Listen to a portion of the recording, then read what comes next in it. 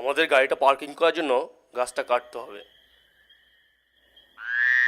না বাবা, এটা কেটো না, এটা আমাদের জীবন বাঁচার জন্য প্রয়োজন।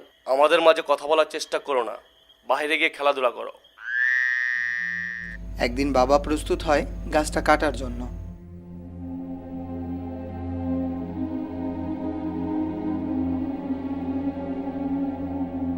যখন বাবা গাছে কোড়াল দিয়ে কোপ দিতে যায়, তখন তার ছেলেকে দেখতে পায়।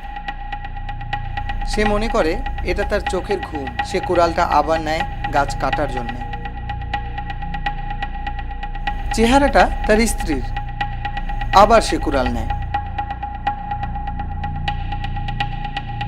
গাছের জায়গায় তাকে দেখে অবশেষে সে পাগল হতে থাকে।